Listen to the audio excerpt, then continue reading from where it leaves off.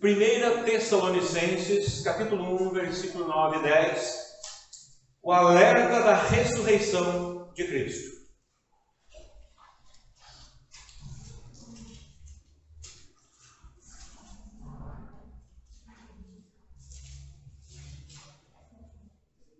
Pois eles mesmos, no tocante a nós, proclamam que repercussão teve o nosso ingresso no vosso meio.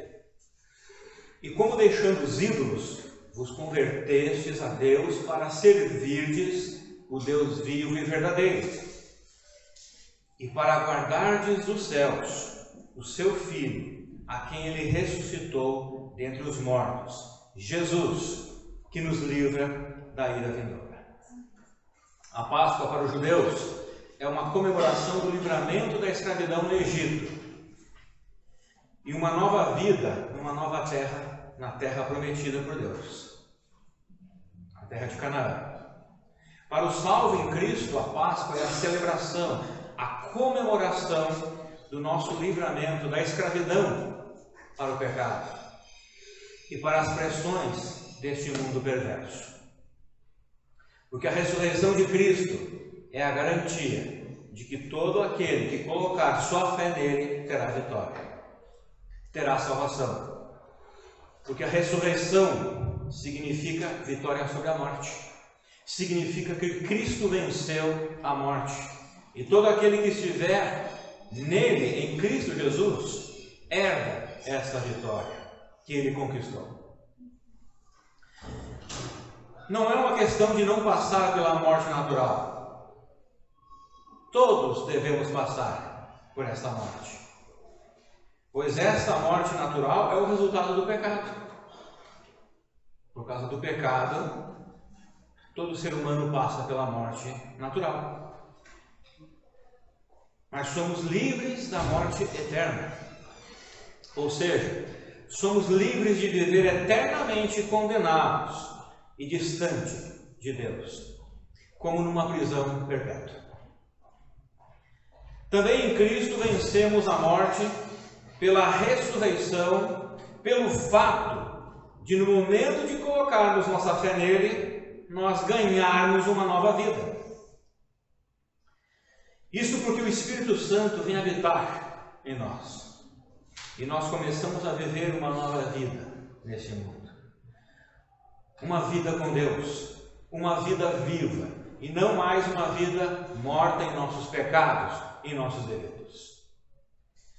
Mas para os que ainda não depositaram sua fé no Senhor Jesus, a Páscoa não tem significado algum. Para alguns até tem um significado religioso, porque eles se abstêm de comer carne de gado, algo que é irrelevante para Deus, com respeito à sua palavra, pois essa prática é uma invenção humana, uma religiosidade. Então a grande verdade é que não existe significado nenhum para alguém que ainda não colocou a sua fé em Cristo Jesus com relação à Páscoa, à ressurreição de Cristo. Porque essa pessoa ainda vive uma vida velha, uma vida escravizada e condenada nos seus pecados. Ainda vive em trevas, ainda vive em dúvidas, ainda vive em confusões, ainda vive em incertezas. Mas para aquele que já colocou sua fé em Cristo, ele não tem mais essas incertezas, ele não tem mais essas dúvidas. Ele pode passar por pressões nesse mundo, por dificuldades grandes nesse mundo, mas ele sabe que um dia estará face a face com o seu Senhor e viverá eternamente com o seu Senhor. Tudo porque ele creu na ressurreição de Jesus Cristo, na morte e ressurreição de Jesus Cristo. Como falei hoje pela manhã, há pessoas hoje, há crentes irmãos em Cristo Jesus hoje, espalhados pelo mundo. Alguns estão com suas roupas velhas, ou roupas de refúgio, ou roupas de perseguição. Outros estão comemorando a Páscoa em silêncio, ocultamente, porque se eles se identificarem como cristãos serão presos, mortos, torturados. Outros podem ter uma comida simples hoje, outros de repente podem nem ter comida. Outros podem ter, como nós hoje, lindos hinos e cânticos. Outros podem ter algo bem simples, de repente nem um instrumento. Mas todos, independente de como estejam, todos que são filhos de Deus, hoje estão comemorando, celebrando, se regozijando na ressurreição de Jesus Cristo. Porque ela deu esperança a qualquer um. Ela dá esperança, seja rico ou pobre, seja lá na África, no Japão, no Amazonas, qualquer lugar. Seja com liberdade, como no nosso país, seja não tendo liberdade, como na Coreia do Norte. Seja com abundância, que nós temos de roupas e de alimento, ou não, como alguns têm lá no Oriente, não tem lá no Oriente Médio. Todos têm o mesmo propósito. Aquele que tem mais do que eu, aquele que tem menos do que eu. Estamos todos com o mesmo propósito. Sermos gratos a Deus por essa salvação que Ele nos deu, por causa da ressurreição de Cristo. Sem a ressurreição, não há salvação.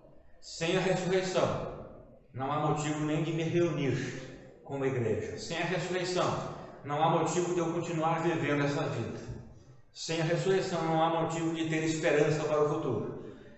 E é por isso que nós temos essa esperança, porque nós cremos na ressurreição. E ela é verdadeira, porque o nosso Cristo está vivo e Ele prometeu voltar. E Ele voltará porque Ele já fez outras promessas e cumpriu essas promessas. Então o nosso Cristo não é um Cristo, não é um Deus mentiroso. Falho, não é. Ele vai cumprir o que Ele prometeu. Porque Ele veio para isso. Lembra lá no texto que nós lemos? Estou angustiado. E o que eu vou dizer nesse momento? Senhor, me livra disso? Não, eu não vou dizer isso. Nesse momento, eu vim para isto. Eu vim para salvar. Eu vim para atrair pessoas a mim. E eu fui atraído pela cruz. Você foi atraído pela cruz. A cruz de Cristo atrai pessoas para nos levar a Deus e à eternidade. Se você foi atraído a Cristo por outra coisa, você precisa rever.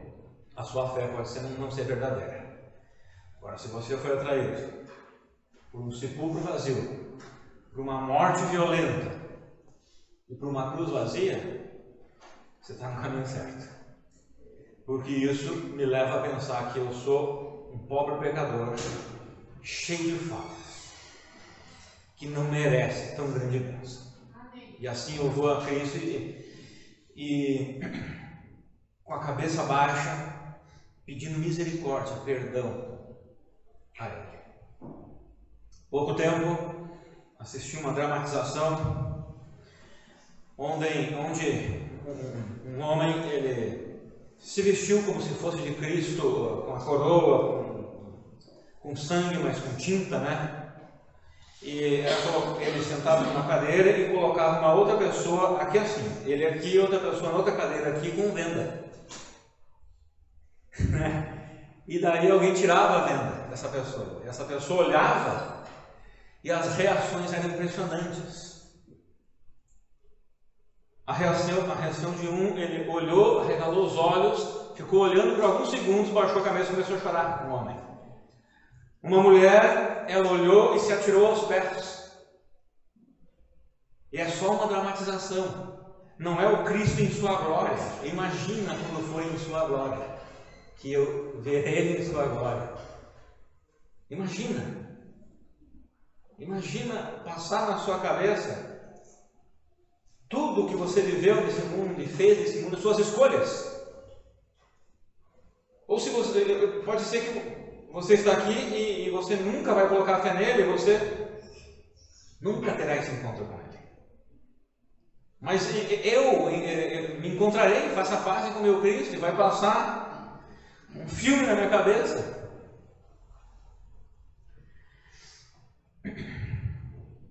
Então alguém assim não tem o que comemorar na Páscoa, porque ele ainda não tem uma nova vida, ele ainda não tem o Espírito Santo habitando nele. Essa pessoa ainda não foi liberta de nada, ela ainda continua debaixo da condenação eterna, porque como ela não colocou sua fé em Cristo, ela ainda não foi justificada, ainda não foi perdoada, ainda não foi libertada, vive numa prisão de incredulidade.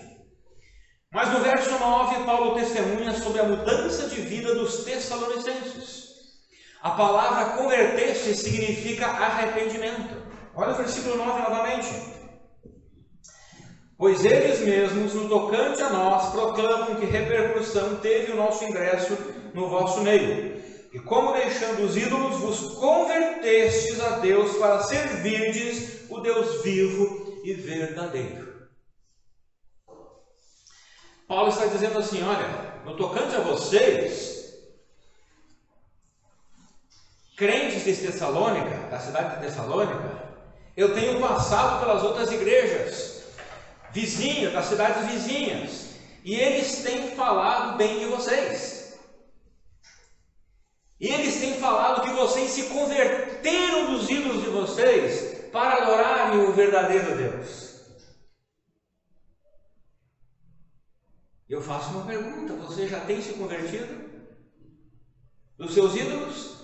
Mas pastor, eu venho à igreja. Você tem se convertido dos seus ídolos? Mas pastor, eu já venho à igreja. Você tem se convertido dos seus ídolos? Ou seja, não adianta a sua vida à igreja. É bom, é ótimo. Continue. Você estará sempre ouvindo a palavra de Deus. Mas pode ser que você esteja agarrado nos seus ídolos. Mesmo ouvindo a igreja. Mesmo tendo uma Bíblia debaixo do braço, na gaveta, em qualquer lugar. E mesmo lendo a Bíblia. Eu posso ter ídolos ainda que eu não larguei, que eu não deixei. E Paulo diz, ele testemunha, olha, as igrejas que eu tenho passado ao redor de vocês têm testemunhado de vocês, que vocês se convertessem, que vocês se arrependeram e pararam de andar diante dos ídolos de vocês. O que é um ídolo? Não, pastor, eu não vou na frente de uma estátua orar. Isso é a parte mais perversa da idolatria, uma das partes mais perversas da idolatria. Mas de repente você tem no seu coração algo que você ama muito e que não concorda com o Senhor Deus. Algo que você quer continuar fazendo e que o Espírito Santo já falou no seu coração e já mostrou na sua palavra que aquilo é um pecado, que aquilo é errado. Isso é um ídolo que está lá dentro de você, no seu coração. Então o verso 9 mostra isso. Os Tessalonicenses haviam se arrependido de servir outros deuses e começaram a servir ao Deus verdadeiro. Paulo havia passado por várias igrejas nas regiões da Macedônia e da Acaia e ouviu aquelas igrejas falarem bem dos crentes em Tessalônica. Como eu falei no início, a Páscoa para os cristãos tem um significado muito importante. É uma data muito importante. A ressurreição de Cristo nos garante a vitória sobre a morte. E nós comemoramos nossa libertação do pecado, que estava nos levando para a perdição eterna. Antes, os crentes em Tessalônica estavam vivendo isto. No versículo 9, não enxergamos sobre a ressurreição, mas o verso 10 fala sobre a ressurreição de Cristo. Está ali o verso 10. A Páscoa não é apenas uma data. A Páscoa não é apenas um feriado. A grande verdade é que nós vivemos a ressurreição de Cristo todos os dias em nossas vidas. Como os cristãos tessalonicenses, nós também devemos testemunhar da vida com Cristo diariamente. Nossas vidas devem ser permeadas por essa nova vida que temos em Cristo Jesus. Bultmann, um teólogo liberal do século passado, declarou o seguinte, abre aspas, um fato histórico que envolve uma ressurreição dos mortos é completamente inconcebível. Fecha aspas. Bultmann, um teólogo liberal, falou isso aqui. Mas para o apóstolo Paulo, inconcebível era um cristianismo sem a ressurreição de Cristo dos mortos. E para mim e para você também, inconcebível deve ser um cristianismo sem a ressurreição de Jesus Cristo. Não devemos pensar como Bultmann. 1 Coríntios 15, 12 a 14 diz o seguinte, ora, Se é corrente pregar-se que Cristo ressuscitou dentre os mortos, como pois afirmam alguns dentre vós que não há ressurreição de mortos? E se não há ressurreição de mortos, então Cristo não ressuscitou? E se Cristo não ressuscitou, é vã a vossa pregação e é vã a vossa fé. A ressurreição de Cristo é um grande fato em que o cristianismo permanece de pé ou cai. Sem ressurreição, o cristianismo cai. Com ressurreição, o cristianismo continua de pé. E a ressurreição de Cristo é um alerta para o mundo sem Cristo. Veja novamente o versículo 10. E para aguardardes dos céus o seu Filho, a quem ele ressuscitou dentre os mortos, Jesus, que nos livra da ira vindoura. Ou seja, eu que já tenho Cristo, serei liberto da ira vindoura. Mas aquele que não tem Cristo, não será liberto da ira vindoura. Passará pela condenação. Este versículo ali que fala, que nos livra da ira vindoura, é o mesmo versículo que fala que ele ressuscitou dentre os mortos, que nos livra da ira vindoura, ou que certamente virá. A pergunta: o que nos livra da ira que certamente virá? Vamos fazer uma exegese aqui no versículo. Está fácil. O que nos livra da ira vindoura que certamente virá sobre o mundo? O que nos livra? A ressurreição de Cristo. Eu já coloquei minha fé. Eu creio que Cristo ressuscitou. Se você não crê nisso, então você pode esperar que certamente a ira de Deus virá sobre a sua vida. A ressurreição de Cristo é um grande fato. Os versículos 9 e 10 foram separados no meio de uma expressão. Quer ver? Veja lá o final do verso 9 e o início do verso 10.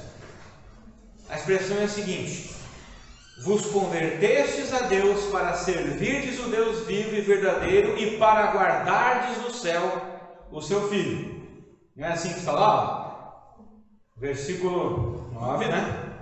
O final. Para servirdes o Deus verdadeiro, vivo e verdadeiro. E não tem ponto final ali na sua Bíblia. Você tem a Bíblia ali? Pois olha lá, não tem ponto final, né? Nem vírgula, né? Se tivesse vírgula, continuava a frase. Então a frase não terminou ali só porque iniciou do versículo. O versículo só foi uma separação. A frase continua. Vamos lá. Vos convertestes a Deus para servirdes o Deus vivo e verdadeiro e para aguardardes no céu o seu Filho. Então assim, olha o que Paulo está dizendo. Eu tenho ouvido de vocês, Tessalonicenses, que vocês deixaram os ídolos de vocês, se convertendo a Deus, arrependendo a Deus, que arrependimento é conversão, né? Para quê? Para vocês servirem o Deus vivo e verdadeiro, e para que mais? Não só para servir a Deus, mas para que mais? E aguardar, esperar dos céus o seu Filho. Então nós nos convertemos dos nossos ídolos para servir a Deus enquanto estamos aqui e aguardando a sua volta ou o arrebatamento da igreja. E daí ele explica, ele dá uma explicação aqui, ó, a quem ele ressuscitou dentre os mortos. Jesus, ele explica, Jesus, ele ressuscitou dentre os mortos, que nos livra da ira vindoura. Sim, Jesus nos livra da ira vindoura através da sua ressurreição. Nossa conversão foi com o objetivo de servir o único Deus vivo. Ele é vivo, ele está vivo, ele não é um Deus morto.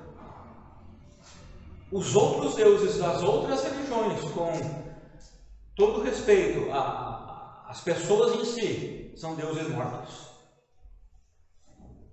Buda não existe mais. E os ossos deles estão lá. Os ossos até dos apóstolos estão lá. De Allan Kardec está lá os ossos. De todos os papas, os ossos estão lá. O de Cristo, nem os ossos estão lá. Só as vestes ficaram lá. O corpo dele foi ressuscitado. Que maravilha! Deus vivo e verdadeiro, Deus a qual servimos está vivo e não morto. E também nossa conversão tem o objetivo de servir a este Deus aguardando a sua volta. E se ele voltará é porque ele está vivo. Ele ressuscitou dos mortos, ele não está mais no túmulo. E o próprio texto mostra que Deus ressuscitou Cristo dos mortos com o objetivo de livrar todos aqueles que colocam sua fé nele da ira vindoura. E este é o alerta para aqueles que ainda não colocaram sua fé em Cristo Jesus, a ira vindoura. Mas o que é essa ira vindoura? Pode ser a ira de Deus sobre os incrédulos. Lembre-se de que a ira de Deus é santa e a ira de Deus é a sua repulsa contra tudo aquilo que é contra a sua santidade. Esta ira de Deus pode ser geral, generalizada, ou seja, derramada em várias ocasiões sobre os incrédulos. Também pode ser a ira da condenação eterna, quando um descrente parte desse mundo, e já expliquei, um descrente, então ele partiu sem crer em Cristo, e receberá a condenação eterna. Pode também ser a ira de Deus na condenação dos ímpios no grande trono branco, no final do milênio. Também pode ser nos 7 anos da tribulação que virá sobre a terra, depois que a igreja que eu falo, os salvos, serem arrebatados. Virá 7 anos o anticristo, e com muita perseguição sobre os judeus, sobre os cristãos que se converterão depois, e sobre toda a terra. A ira de Deus cairá sobre toda a terra, naqueles 7 anos. Daí virá a segunda volta de Cristo, onde ele aniquilará todos os seus inimigos. Ele não vai voltar mais para morrer numa cruz. Ele já morreu uma vez. Ele vai voltar para aniquilar seus inimigos e iniciar o seu reino milenar com os seus, somente com os seus que creem nele. A maioria dos estudiosos concorda que essa ira vindoura pode ser algo generalizado. Mas o texto de 1 Tessalonicenses nos dá razão também para pensarmos que pode ser nos 7 anos de tribulação sobre a terra. Porque mais adiante dessa carta, se você ler mais adiante, se não me engano, no capítulo 5, nós encontramos o tema da segunda vinda de Jesus Cristo, que abrange o arrebatamento e os 7 anos de tribulação e o início do reino milenar. Então, por causa do contexto da carta aos Tessalonicenses, pode ser que Paulo esteja se referindo à ira vindoura a respeito dos 7 anos de tribulação. E isso é uma grande prova que eu e você que já colocamos, vamos supor, tá? Não estou dizendo que é, porque o arrebatamento é iminente também, né? Vamos supor que o arrebatamento aconteça hoje. Amém. À meia-noite, né? Vamos colocar aqui.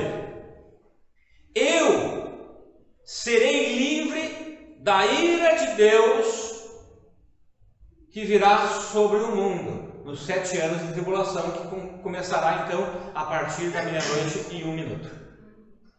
Porque ele vai me arrebatar. Eu creio nele. Eu não vou ficar aqui para receber toda a ira dele. Eu sou crente, e não um crente religioso. Não só vou à igreja e levo uma Bíblia debaixo do braço. Eu sou crente de verdade. Eu não misturo as coisas santas com as coisas profanas desse mundo. Hoje em dia as igrejas estão todas assim, misturando o que é perverso com o santo. Isso é uma coisa horrível. E o anticristo fará isso no milênio. Ele vai profanar o templo de Jerusalém, o templo dos judeus. E hoje já igrejas têm feito isso, né? Infelizmente. Então, por mais que os incrédulos não vejam um significado para a Páscoa tem um significado para eles. Todos aqueles que colocarem sua fé em Cristo não passarão pela ira santa de Deus. Mas para todos aqueles que não depositarem sua fé em Cristo Jesus, a ira de Deus permanece sobre ele. Colossenses 3, 5 e 6 diz o seguinte: sendo assim, fazei morrer tudo que pertence à natureza terrena: imoralidade sexual, impureza, paixão, vontades más e a ganância, que também é idolatria. Olha o que ele fala aqui, viu? Idolatria não é só estar na frente de uma imagem. Ganância, que também é idolatria. E por causa destas práticas malignas, que vem a ira de Deus sobre os que vivem na desobediência. Então a ressurreição de Cristo é um dos pilares da fé cristã. Celebramos a ressurreição na Páscoa, mas não podemos deixar de viver nessa esperança no nosso dia a dia. Você consegue viver a Páscoa diariamente em sua vida? Você consegue viver diariamente pensando nos benefícios da ressurreição de Cristo para a sua vida? Tente fazer isso. Faça um teste e você vai perceber que pode viver diariamente servindo a Ele fielmente. Se Cristo não tivesse ressuscitado, o que seria de mim e de você? Você consegue perceber que a ressurreição de Cristo abrange e preenche todos os aspectos da sua vida cristã? A ressurreição de Cristo é a nossa esperança não somente para o presente, mas também para o futuro. Então não vivamos ela, ou não pensamos nela somente na Páscoa, mas todos os dias.